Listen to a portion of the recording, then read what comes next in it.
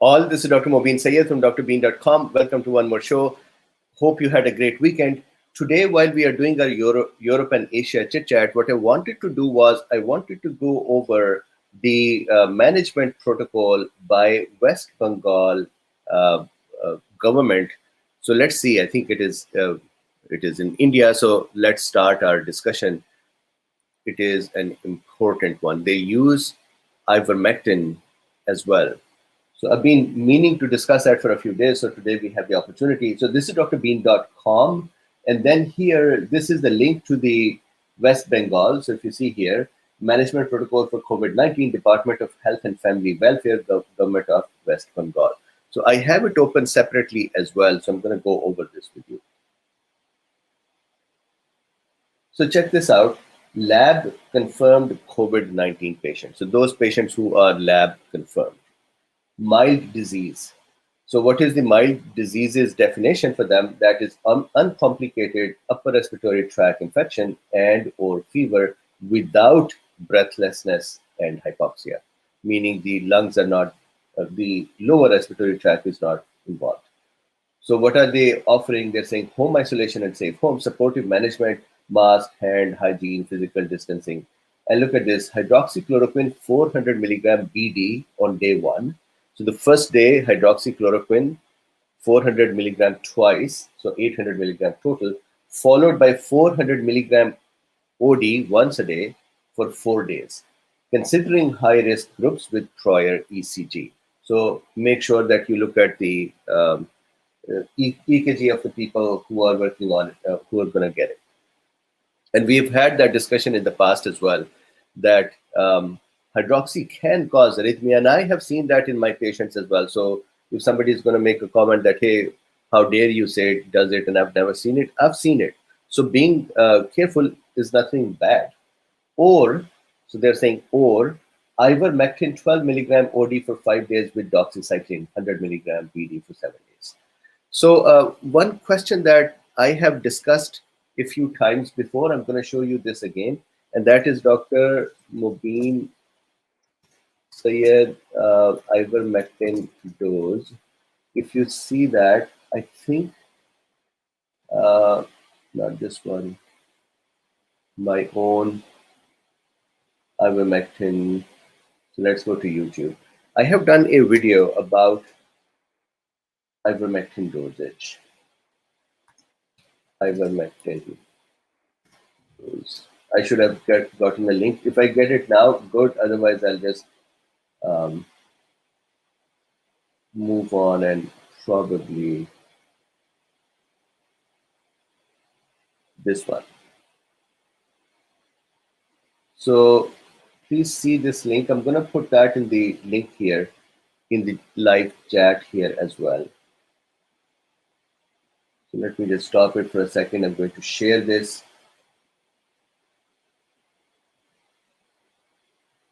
Actually, it's going to be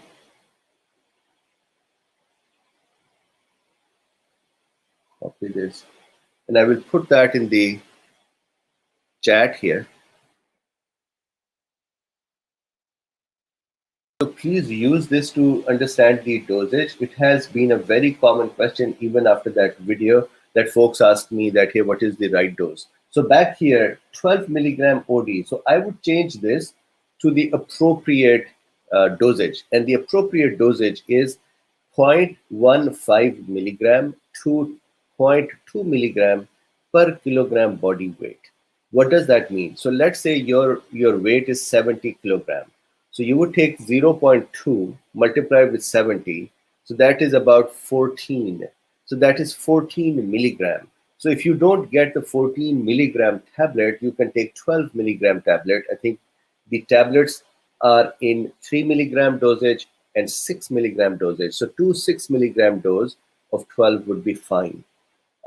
So please make sure that you calculate the dose. With that, doxycycline 100 milligram BD is twice a day for 7 days. And what they're saying is monitor oxygen, blood pressure, temperature, pulse, sensorium. And I would add one more thing to this, and that is the respiratory rate. Respiratory rate is very important. Whenever I talk with my patients and I say, what is your oxygen saturation? And let's say they say 96, 97. And then I want to understand what is your respiratory rate. Again, over here, they're saying it is a mild disease. Mild disease means there is no lower respiratory tract involvement, but there is no guarantee that mild will not become severe or will not become moderate. So one important thing is to teach the patient to measure their respiratory rate. And respiratory rate is that you take a watch and then you see how many breaths did you have in a minute. Normally, a patient will have about 16 to 18, 19 breaths per minute. But as you see that in this disease, the number of breaths per minute would increase. So if somebody says to me that, hey, I have 35 breaths per minute and my oxygen is 94 or 95, I know they're clearly struggling. They're taking more breaths to keep that saturation going. So, and WHO's criteria for more severe disease or where one should be hospitalized is the number of breath greater than 34 plus oxygen dropping below 93 plus lung lesions and fever and other symptoms. So one part of that is the number of breaths. So over here, I would add one more thing, and that is monitor or measure the number of breaths per minute as well. That's a very important thing. So without that, oxygen saturation does not stand on its own. Then preferable investigations, chest X-ray, PA, CBC, and so on. So other things. The thing that I wanted to show you here is that they are saying, wise people, they're saying, hey, take hydroxy or ivermectin. Warning signs: difficulty in breathing, chest pain, tightness, severe cough, resting tachycardia. Resting tachycardia is that you are doing nothing, no exertion, but your heart rate is going up. But also remember this, that please, our heart rate goes up 10 beats for each degree of the, I believe, degree centigrade rise of the temperature as well. So is it centigrade or Fahrenheit? So let's say if it goes from 98 to 99, you can have 10 beats. So that is Fahrenheit. So 6-minute walking induces deoxygenation and so on. So these are the warning signs. Then this is the moderate disease, and the definition of the moderate disease here: respiratory rate greater than 24. See, they have now started measuring the respiratory rate. So to understand the respiratory rate going up, over here you should be monitoring your respiratory rate. So respiratory rate greater than 24, and or the oxygen saturation lesser than 94 at room air, meaning you're not taking any other air or you're not outside. So at normal room air that everybody else is breathing as well, if the oxygen level drops below 94 or respiratory rate goes up, or both of them, that oxygen levels are dropping plus respiratory rate is going up.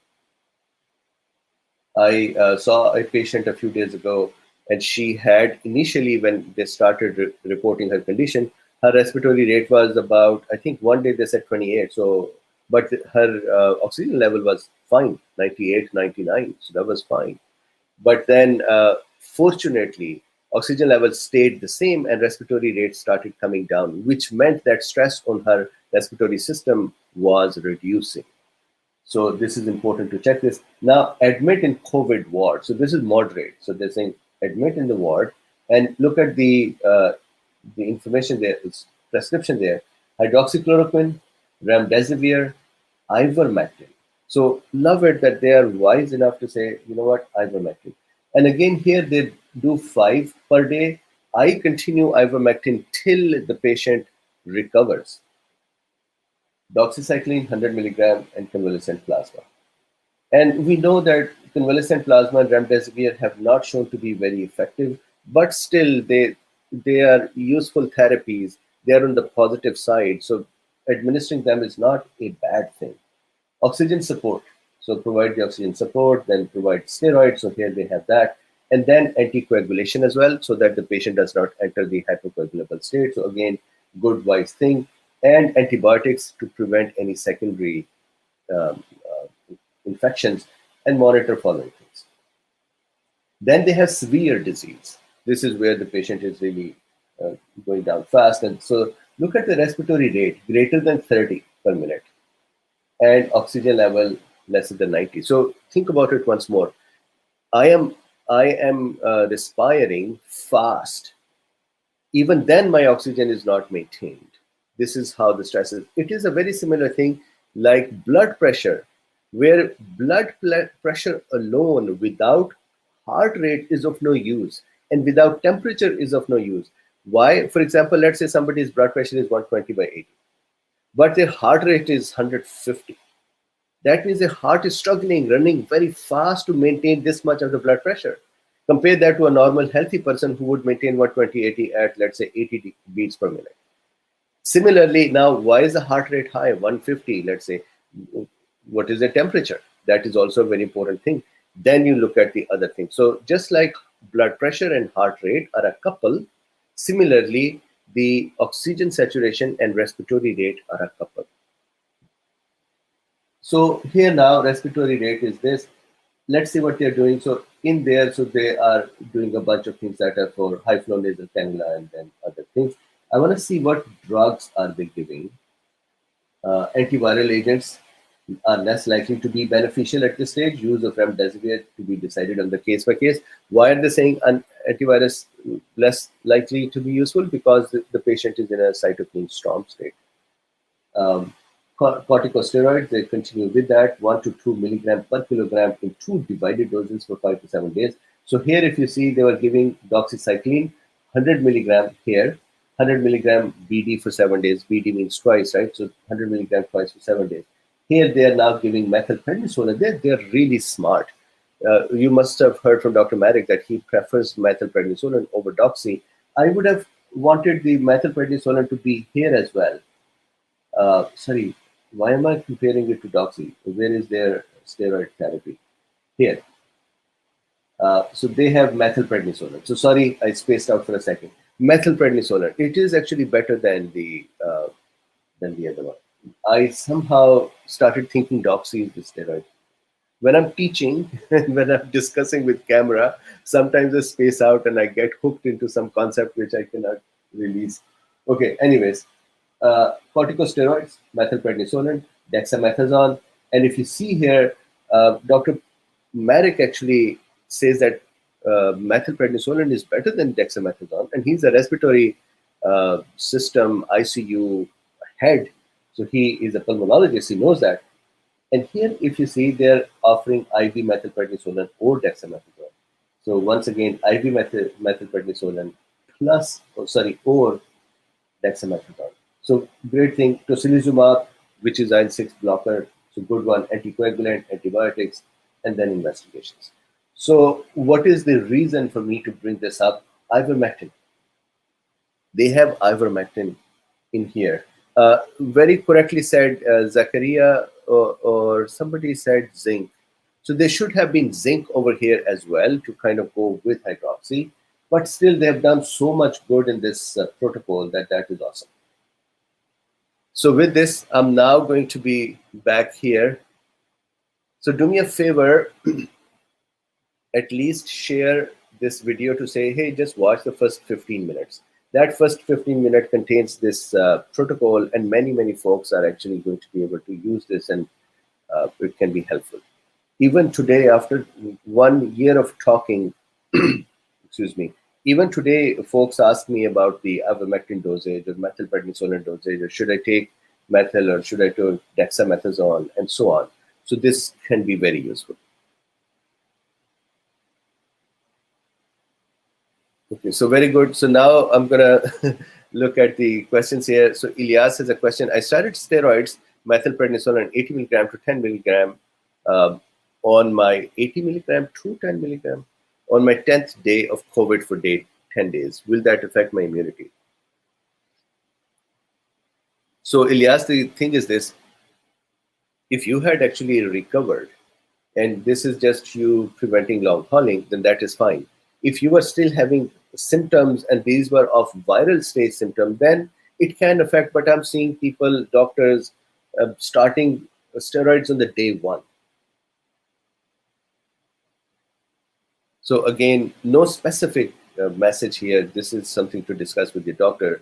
But if in theory, if I was looking at my patient, day 10, I would think that they're out of the viral stage.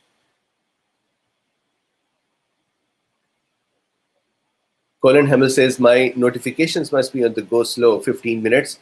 So, Colin, what I do usually in the evenings is that I start the chat notification about half an hour earlier. And so that just some people get it early, some people get it late. For today's chat in the morning, I was rushing to get my shower, get ready, and get my coffee. So I started it at 9. So to some people, the notifications reach in 10 minutes, 15 minutes. So tomorrow, what I'll do is that I would start putting up the notification half an hour earlier.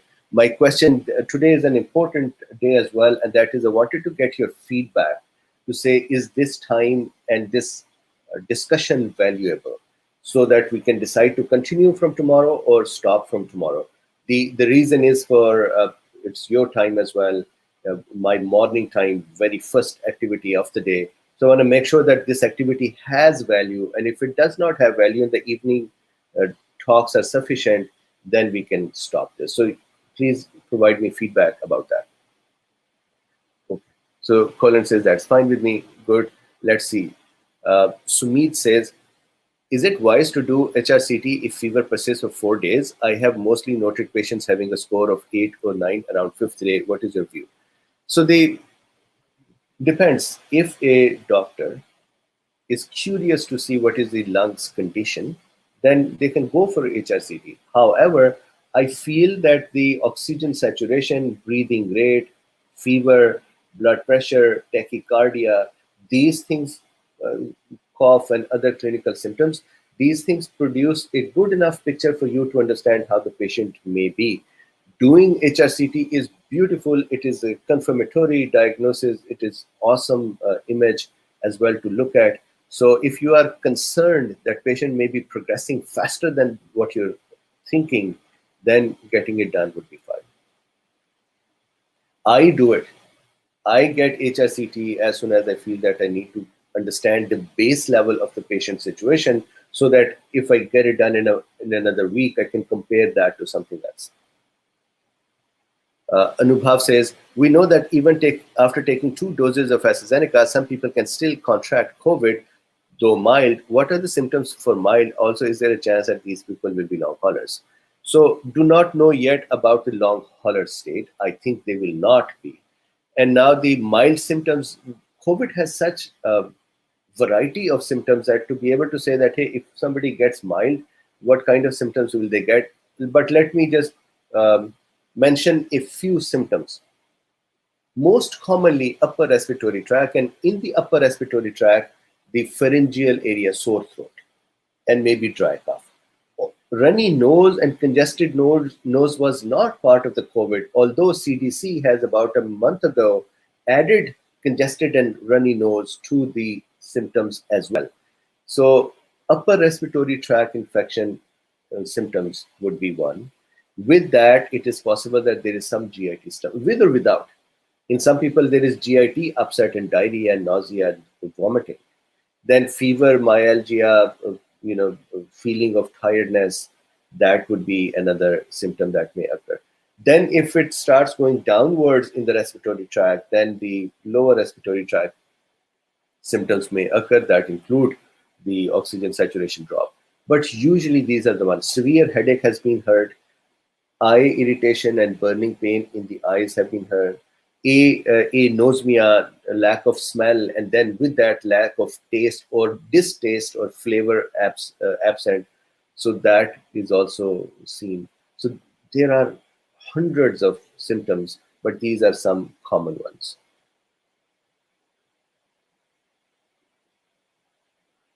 Grace says, bless you, Dr. Bean. How long can we safely take ivermectin for prophylaxis? I'm high risk and take it every 10 days. Just your opinion.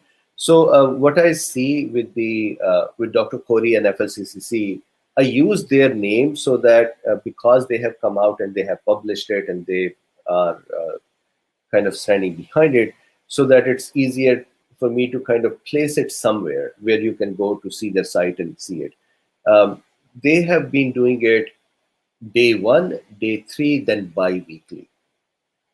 And they continue to go forever. For example, Dr. Corey is continuing to have his prophylaxis.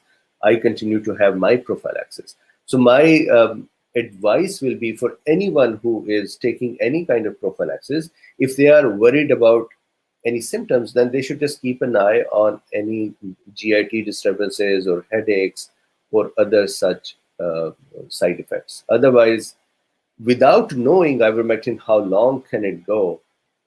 So far, it is keep going.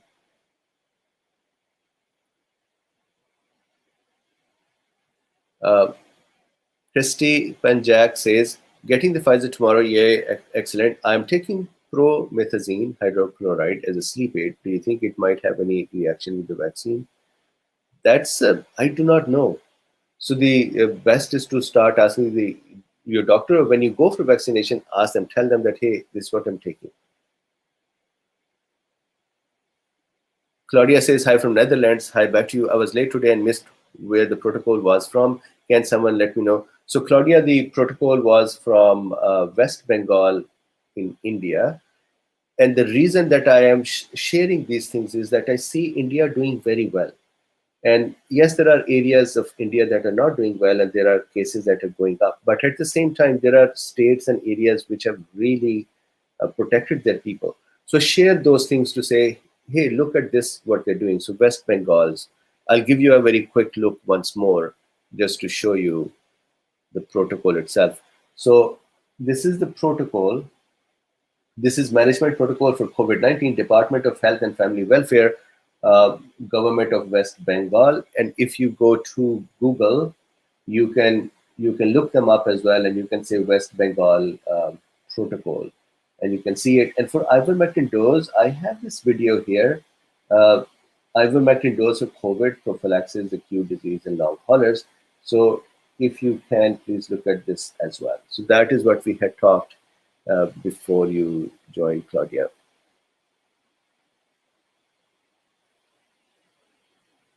Mike says, Buzz Night Gear, Dr. Corey said you don't need ivermectin once vaccinated. Yes. So once vaccinated, there is no need for continuing with the ivermectin. Buzz Knight says, hi, Dr. So I think this is the same question. So after you got your first jab, felt really bad for 2 days. My question, can you also take your, yes, you can. And for depends upon which vaccine, but if you have just taken the jab, then continue your prophylaxis. And again, no advice to you. In theory, somebody who has taken the jab, first jab, they are not yet protected. So they can continue with their prophylaxis after their second jab and the day for the protection. Once the protection is completed, then they can stop. Grace, you are most welcome. Paul Borg says, likes 45, over 168. So we have 221 people here and the like 27% efficiency. Guys, improve the efficiency of likes. Then I do not know how to pronounce your name correctly. Shitij Ragnakar says, I had COVID 7 days ago. I was prescribed favipiravir, good drug. I asked the doctor about ivermectin, but the doc said its effectiveness is not proven. Is favipiravir more effective? I don't think it is more effective, but it is good drug as well for COVID. I would have still wanted ivermectin. This Thursday, I'm going to have Dr. Tess Laurie with me from UK, and we'll discuss about the studies about the effectiveness, and maybe those studies can then be shared with doctors as well.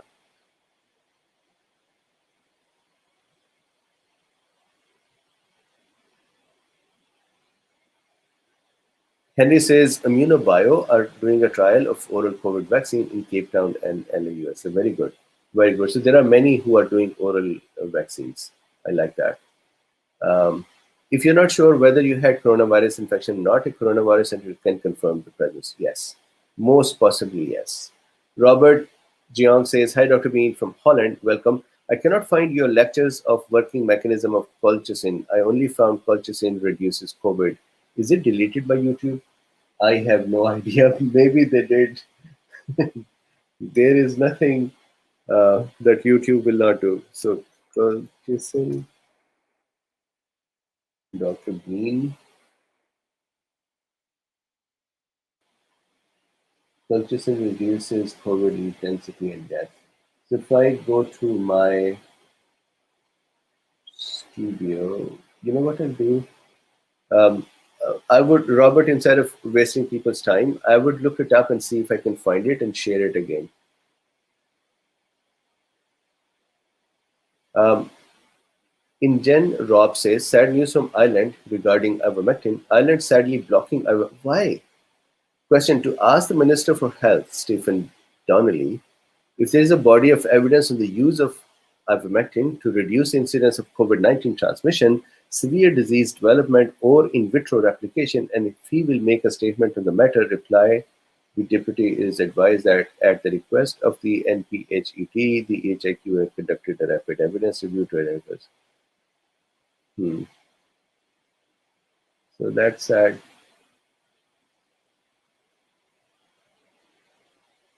So Buzz Knight says that is it true on Friday that WHO people keep saying that they are going to talk about it. I haven't heard about it or I haven't seen on their site any of such things.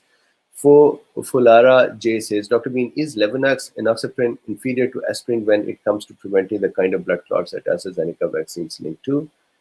Enoxaparin is actually very good as well, and they both are equally fine.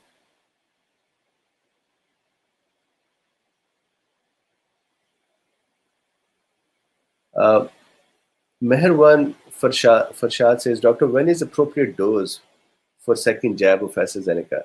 So AstraZeneca has said that even if it is after 3 months, it is only better because the efficacy continues to rise for the first dose. So I think it is really your hospital's policy. But normally at least 3 or 4 weeks after. However, the later it is, the better it is. That's what they're saying.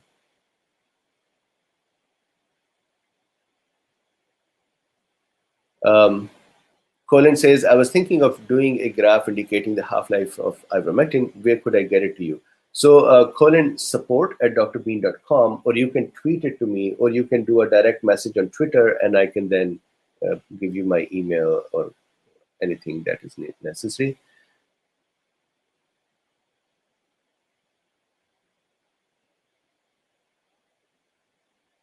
Uh, James Crook says, have you seen Dr. Corey weekly YouTube discussing Dr. Jackie Stone in Zimbabwe where they're using our... No, I have not, but I'm not surprised because I use ivermectin in the same way. So I'm not surprised that this is the result of ivermectin. So Irene, InGen, I'm happy to offer free Qigong classes to all the cool beans. InGen, I think that you had sent that message before as well. One of my team members had forwarded that to me, and I just did not get a chance to respond. My apologies. Um, so if you would, so how do can you join this evening as well? And we will ask the cool beans. I do not know what do you need to do the free classes. Is it over Zoom? Is it how does it work? I would love it if Cool Beans can do these classes with you. So if you can give us some more idea, that would be awesome. 877 says my antibody test was negative, though I had symptoms 1 year ago in January. It seems to be rare, but some tests turn out negative. I'll do a second one, but maybe I just don't have antibodies. Am I or not? So, without knowing if you actually had COVID, it is kind of a shot in the dark to say you had COVID and you have antibodies. Usually, antibodies are not present or are at a very low level when you are not actively infected or you're not actively come out of the infection. So, during the infection, antibodies start becoming produced after 7-10 days, and then they stay high for 2-3 months, and then they go down. The cells just go to sleep, and the active cells get destroyed. And so then when the challenge appears, which is vaccine or another infection, then the antibodies would go up.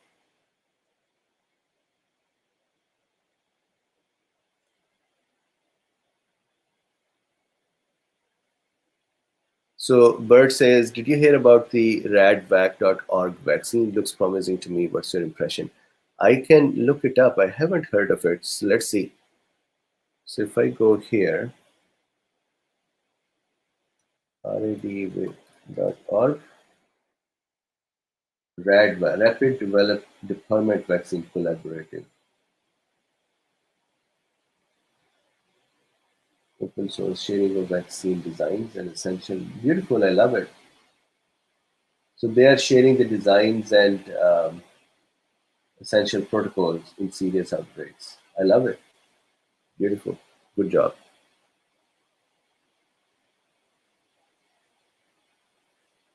Cool. So InGen, please tell us, and here as well, please tell us maybe in a comment, how can people do it with you so that we can figure out how to form a class for you. And thank you very much for offering to help.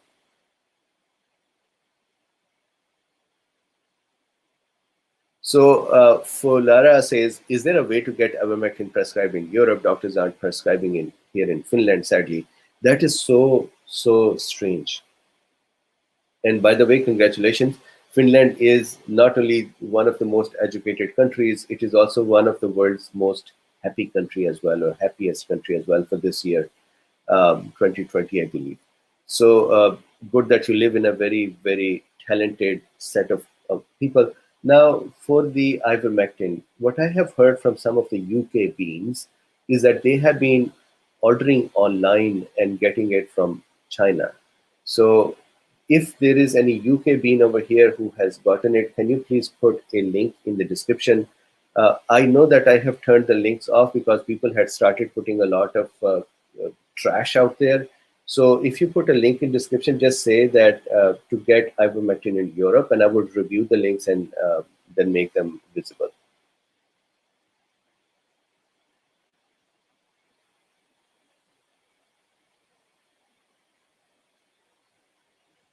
Robert Paul says, I understand that leronlimab has been approved for the Philippines. Any comments? No idea. It is a good drug. I hope it works. So if it is approved, awesome. Irene says, InGen says, can do it on Zoom once we can agree on a mutual convenient time in Ireland. I'm in Ireland. Excellent. So, and InGen, the next question, do the people need to be, so it is Qigong, do they need to be standing up, sitting down? What is their preparation? Maybe our Friday Zoom meetings can have a part of that as the Qigong sessions as well. So I just want to know, we are all on Friday resting and relaxing and chilling, and what do we need to be doing?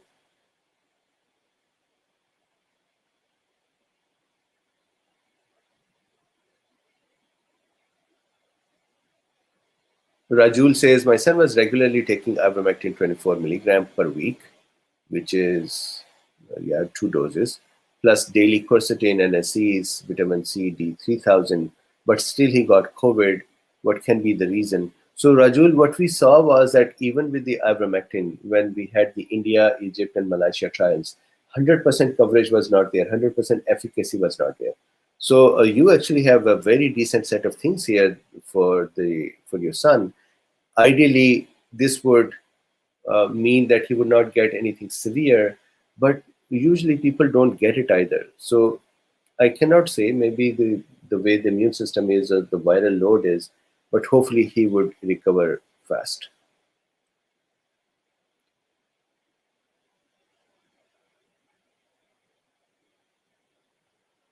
Arjun says, Doctor, can you please explain why some people are getting infected with COVID even post the second dose and 2 weeks? What are the chances and any new information transmissibility? So if you look at their trials as well, they never say that once you have the vaccine and protection, you are 100% covered.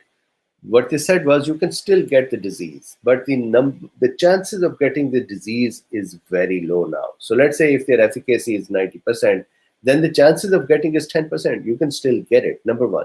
The important thing they said was after the vaccine, if you get it, that means you can get it, then chances of becoming severe, ending up in ICU, or dying from COVID are zero. So just like the Rajul's question, some of these things it's not necessary that they protect you 100%, but they protect you from becoming severe. So that is the case with the vaccines as well.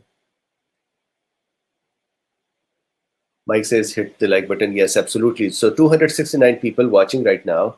I do not know how many likes are there. So Christopher says from UK, I got my ivermectin from India. Christopher, can you Give us some more idea, and if you can put the link there. I know if you will put the link, it will become reserved for me to review. So I would review and put it here. So InGen says sitting and standing, very gentle and relaxing. Excellent. So maybe InGen, we would try that this Friday with the Cool Bean Zoom and see if it helps. Or we look at the logistics of it.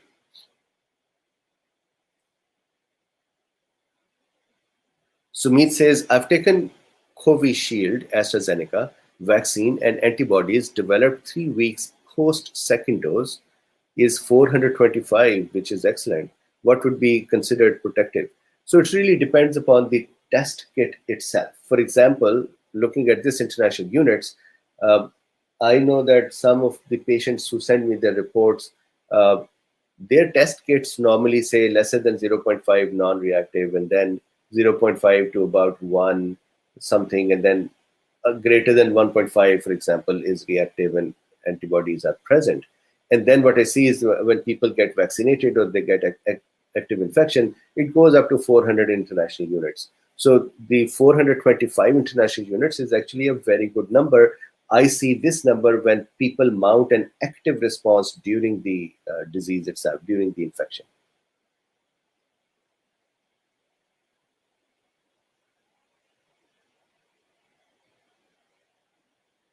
Nick says, and Nick is a physician, sorry, Nick, to reveal your secret here. I encourage Canadians to sign petition E3265 to approve ivermectin. Thanks and share. Yes, I would love that too.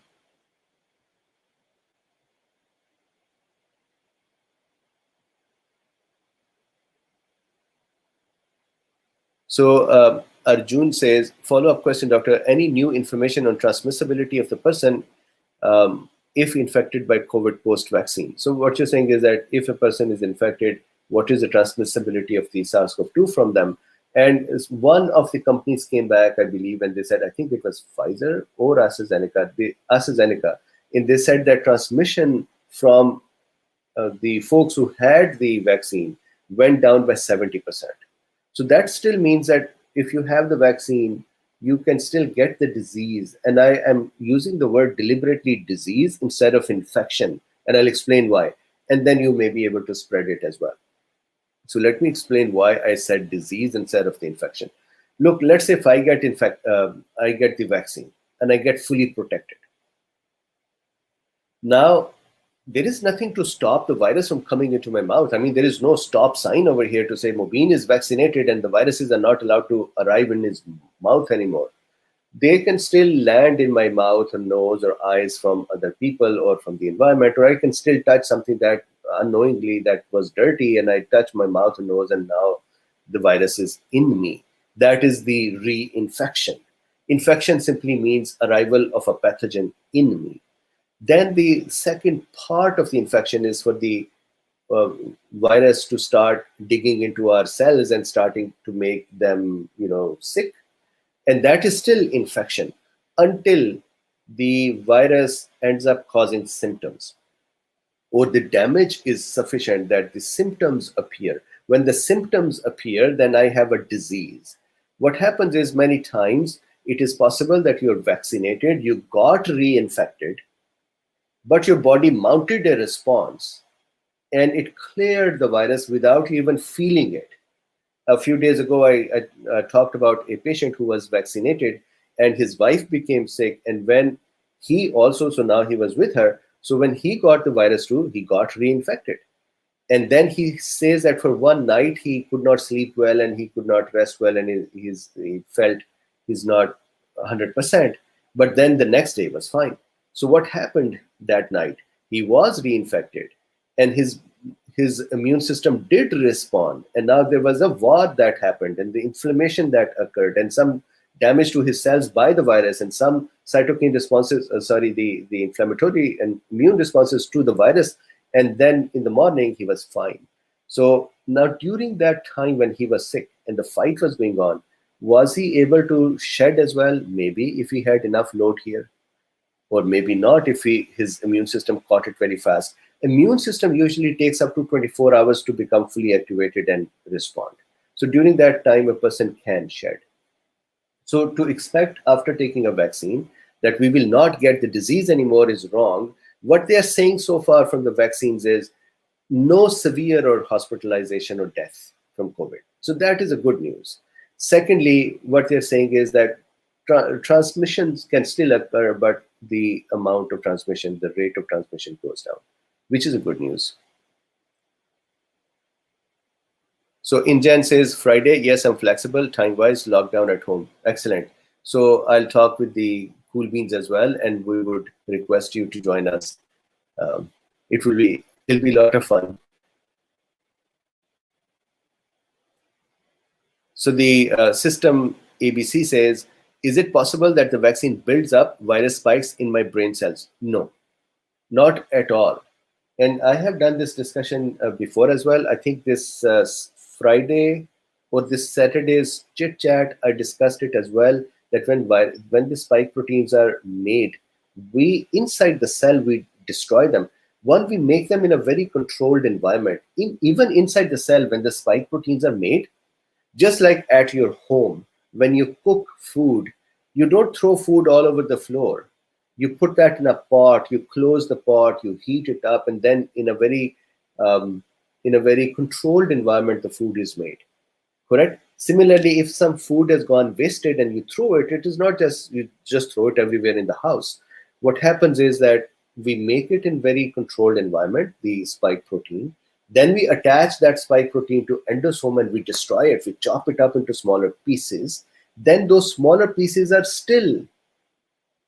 So this is like, in our societies, we have these garbage disposals which are under the sink. There is this machine that kind of shreds the food.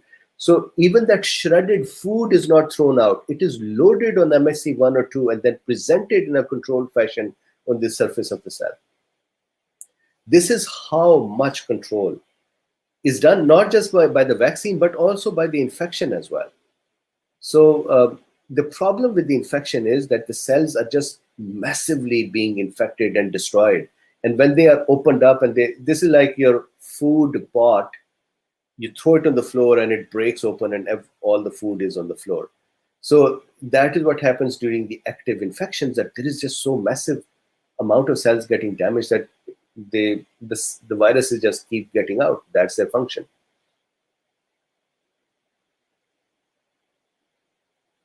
DDS says, is it true that today is Doctor Appreciation Day and we should buy you a coffee? Absolutely, buy me a coffee. I did not know it is Doctor Appreciation Day. That is embarrassing. But thank you very much, DDS, for the thought. Cat B says, some friends check that their AB level, antibody level, after vaccination, others after infection. The levels was much more higher after vaccination, as the experts say as well. Why and what does it mean? So I have to actually check this out. Somebody had left a note as well on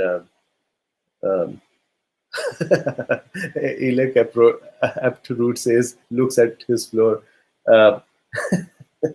So anyways, yes, I was looking at my floor as well.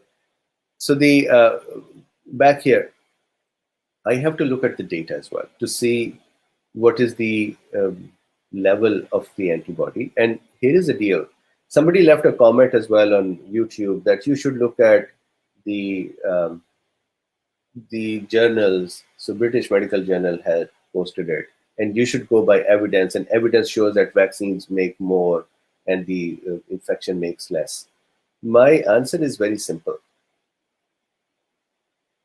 If a person's body has taken care of the virus, then the level of the vaccine, the antibody, is moot point. Number one. Number two, the antibodies are increased during the infection or the vaccine. Now the question is, when you are looking at, for example, I get natural infection, and now you are measuring only spike protein antibodies.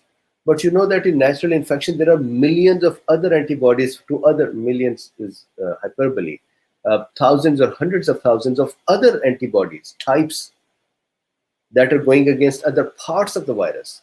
With the spike protein, you're not measuring them. So if you just compare spike to spike, what you are doing unfair is that here the spike is the only antigen in the vaccine. And in the case of the actual infection, you have the spike, you have N protein, you have M protein, you have RNA, you have the envelope, you have 29,000 base pairs, and they would all be then divided by 6.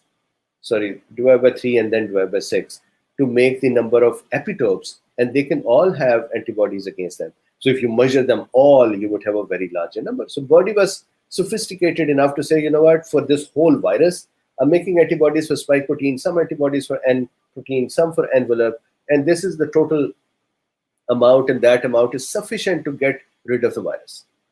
And they're fine. Now, the gap is that some people end up being long haulers. What we do not know is it extra function or lower function and the virus is hiding somewhere? In that case, some people have commented on YouTube that, hey, when I was a long hauler and I took vaccine, it helped me. So that I would keep repeating, that one of the benefit maybe of the vaccine is to have the long hauler state controlled. Fluvoxamine has been very helpful as well. I talked with Dr. Drew yesterday. But the point of saying spike protein less in actual infection versus more in vaccine, so I'm not going to sell my antibodies. These need to take care of the virus itself, that's all. So anyways, I know that immunologists would continue to dig in with me. And so here, let me answer this question now as well. Look, even when the more antibodies are present, somebody is going to come up and say that means more cells were produced. Fine, more cells will be produced, but they are destroyed and only some memory cells are kept. And here in the actual infection as well, there will be more cells produced which are attacking different parts of the virus, and then active cells will be destroyed and some cells will become memory cells. So if the person has taken care of themselves, then why are you trying to compare them? Sorry, long answer.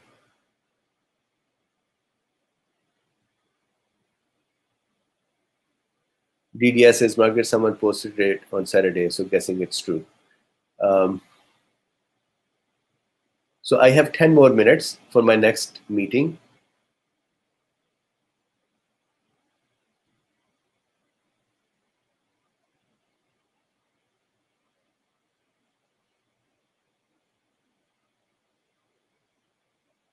Liza says, I haven't seen any chart with reinfection data. Do you know if it's been done somewhere? So I know that AstraZeneca had said it from Israel's observation, but I do not know if they have shared the data yet. I'm sure data somewhere. Rio R says, is there any chance of remaining infected with COVID lifetime like HIV? So far, no. There is a chance, and by the way, your your picture is scary. So there is a chance for the infection to end up being the SARS-CoV-2 to end up being a humanized coronavirus and live with us forever, just like other human coronaviruses live in us even now. And every year, about 16% of the cold-like symptoms are actually done by these viruses. So if it behaves and it becomes better and just lives somewhere in our throat, and so be it. But I guess your question is more like if it is debilitating like HIV. I think not, but it is too early to say.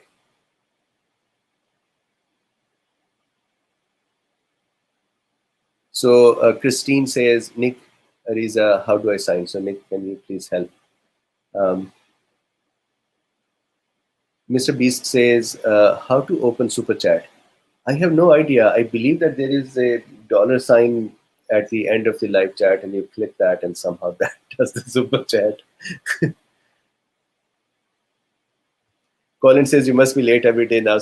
So more than getting late is getting early. So I have to now wake up a little earlier and then rush to get my shower and morning routine done and go get my coffee and then start this. But I'm happy to do it if it is useful.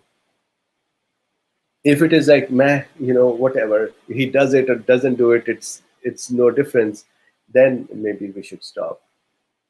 Lara Shlila says, Doctor, I did my first dose of AstraZeneca and had severe symptoms after 5 weeks and did the serology test to check antibodies. It came 9.99. Is that enough to be protected? So, again, your test kit will give you that information. For example, a few days ago, a person sent me their test result. And if I look at very quickly how they had shown it, 1 second.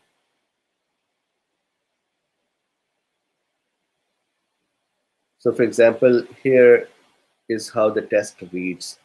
Test says the COVID spike antibody is 400, 400.4, and then it says negative lesser than 0.8, borderline 0.8 to 1.49, positive greater than 1.5. So every test kit has their own threshold and they write it on it. So if it is in international units, then greater than 1.5 international units is correct. But still, just look at the result as well to see where do they say positive and protective. Westfield says, I just popped in to hit the like button. Thank you very much, Westfield. Yes, Luffy is somewhere dreaming good dreams. Oh wow, Don Costello says, I woke at 6 a.m. just in time for this YouTube set. Wow. So I have changed down the time so that people can easily join whichever time suits them. Even then, we are like 6 a.m. for you. Apologies. So Moonshot Silver says, today I am birthday bean. Happy birthday to you. What star signs are you? So I am 18 Feb. I am an Aquarius.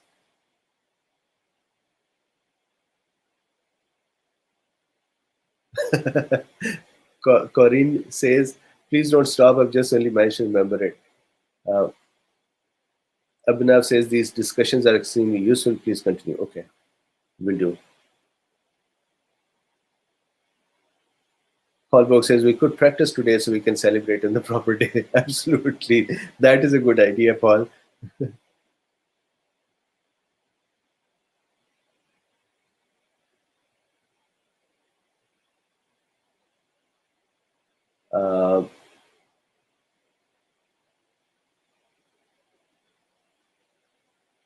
This is a very good question. I may not have enough time to discuss this in exhaustive way, but your question, what is the long-term effect of repeated reinfections? So, short answer: if your body is prepared and the virus comes in and you kick it out, no, nothing. Just like we get cold every year, so what? We become a little symptomatic for some time and then out. But if it is sitting in us and it is in a carrier state, and our body cannot manage it well, then that is a carrier state issue. That may not be repeated reinfection, but a continuous infection. Similarly, if the body is not ready and then it responds badly every time, then that is a problem.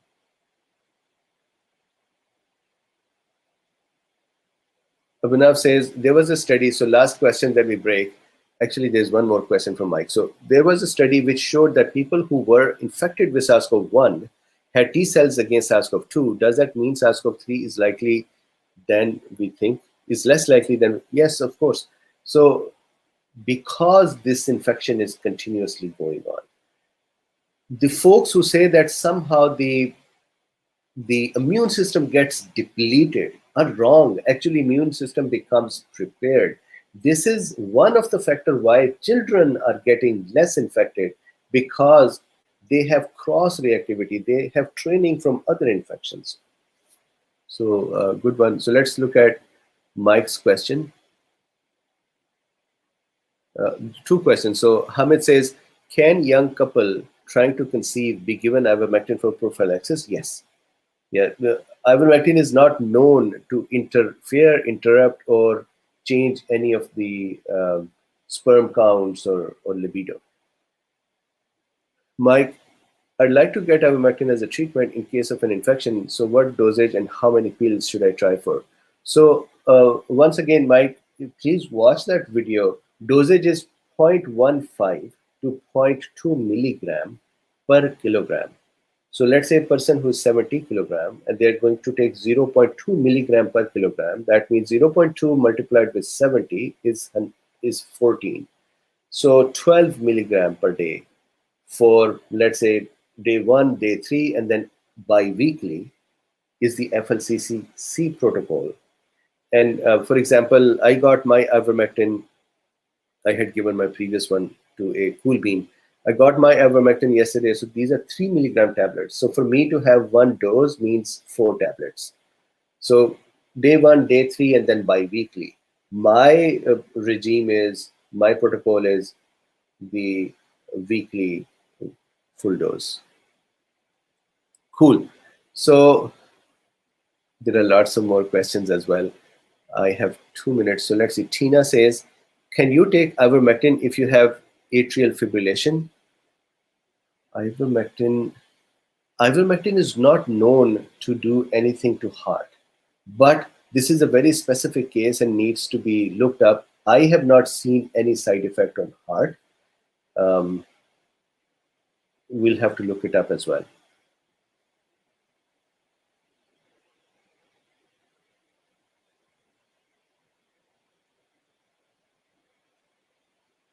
Linda says, won't harm to have a little discussion with someone who has serious concerns. Absolutely, Linda. I don't know this comment is in what context. Cool. So thank you very much. And Nick is thanking me for the wisdom. Nick, actually, you are adding a lot of wisdom, and your comments and your links and your even on the Patreon, your messages. I haven't been able to respond. I usually on Sundays just shut down. I don't do anything related to my work, and I just spend some time. So I would start responding from today onwards. But thank you very much for your help and support as well. So with this, so very good question. Don says, are you just going for prophylaxis treatment with ivermectin and not a vaccine? No, I'm going for a vaccine. So in my state, people above 50, I'm in California, they will become eligible from this 1st April. So I am going to be getting in line to get my vaccine. I hope I don't get any side effects. There is no guarantee for anyone to say you cannot have it. So maybe after 4 or 5 days, not even 4 or 5 days, today is 29. So maybe after 4 or 5 days, you won't see me because I had some sort of a side effect and I'm done. In that case, then do a GoFundMe for my wife and kids. So, but hopefully it will be okay. We'll see. The point is there is no guarantee. I am concerned about the side effects as well, but I think this is important to have vaccine. So with this, thank you very much, everyone. Please stay safe, happy, and healthy. This Friday we'll have Injan with us as well to do some Qigong, and we will go from there. I have my next meeting. Please like, subscribe, and share. If you would not want to subscribe, just like. Like also gives YouTube some ideas that this may be a valuable information. And then there are 3 links in the description. One is if you would like to buy me a coffee. The other one is if you would like to become my patron. I would love you to become my patron to support this kind of work for healthcare workers. After the pandemic, we'll continue this for healthcare students and workers. And then if you just wanted to support this work, there is another link in the description for that as well. Thank you very much, and I would see you tomorrow. And for the US cool beans and the cool beans in this area, I'll see you this evening as well. Bye-bye.